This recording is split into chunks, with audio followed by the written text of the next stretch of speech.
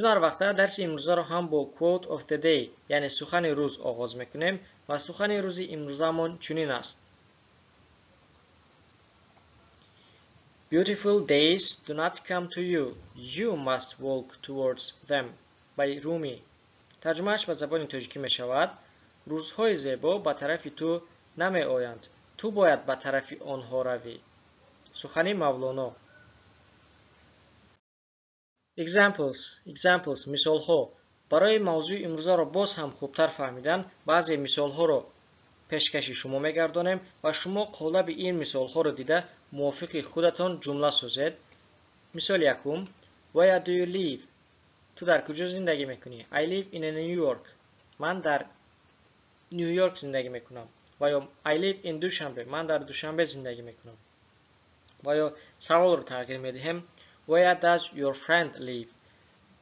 دوستی تو در کجا زندگی میکند؟ He lives in Moscow. وی در مسکو زندگی میکند. مثال دیگر: Where does she work? وی در کجا کار میکند؟ She works at the hospital. وی در بیمارخانه کار میکند. سوال رو تغییر میدهیم. مثلا Where does your brother work? برادری تو در کجا کار میکند؟ My brother works at the library. برادری من در کتابخانه کار میکند. مثال دیگر: Where do they play football? آنها در کجا فوتبال بازی میکنند؟ They play football at the park. آنها در باغ فوتبال بازی میکنند. مثلا ورزش رو عوض میکنیم: Where do they play tennis? آنها تنیس در کجا بازی میکنند؟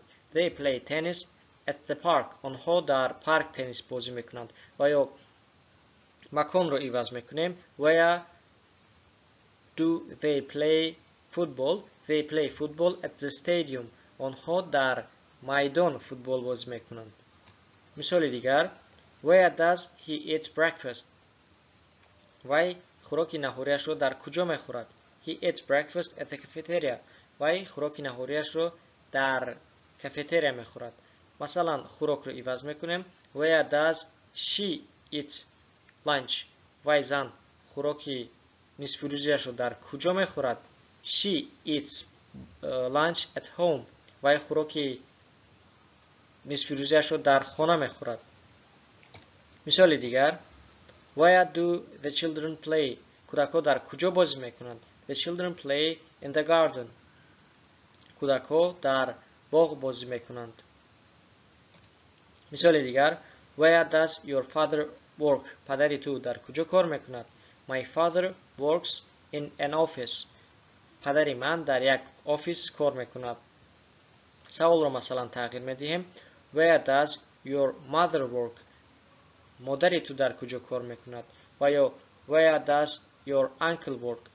عمک و یا تقای تو در کجا کار میکند؟ My uncle works in an office. عمکی من و یا تقای من در یک آفیس کار میکند. مثال دیگر: Where do we buy food? ما خوراک از کجا میخریم؟ We buy food at the supermarket. ما از سوپرمارکت خوراک میخریم. مثلا کلمه food رو عوض میکنید، با جایش دیگر چیز میورید: Where do we buy books? ما کتاب ها از کجا میخریم؟ We buy book from the store. ما از مغازه کتاب میخریم. مثال دیگر: Where does the dog sleep? سگ در کجا خواب میکند؟ The dog sleeps in the house. سگ در خانه خواب میکند. با جای dog مثلا cat میموند: Where does cat sleep? و یا Where does cat go? گربه با کجا میرود؟ The cat goes to the house. گربه با خانه میرود. مثال دیگر: Where do you study English? در کجا انگلیسی میآموزی؟ I study English at school. من در مکتب انگلیسی میآموزم. مثلا جواب رو تغییر میدیم: I study English online. من آنلاین انگلیسی میآموزم. و یا Where do you study Russian? تو در کجا روسی میآموزی؟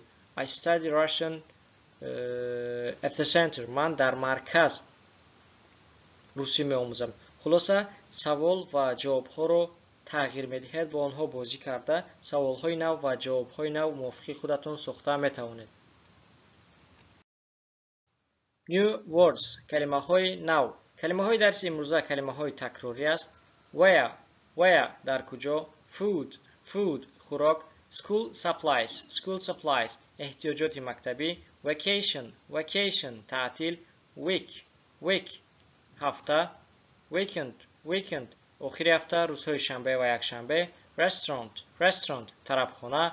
go رفتن. come آمدن. read خواندن. write نوشتن. live زندگی کردن. sleep خواب کردن.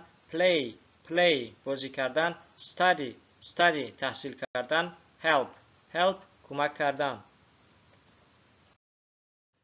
در اینجا درس امروزه ما به پایان میرسد. لطفاً به نوار لایک کنید. فکرهای خود را در شرح ها نویسید. این نوار را به دوستانتان و نزدیکانتان روان کنید. برای خبردار شدن از درس های نو زنگوله را زیر کنید.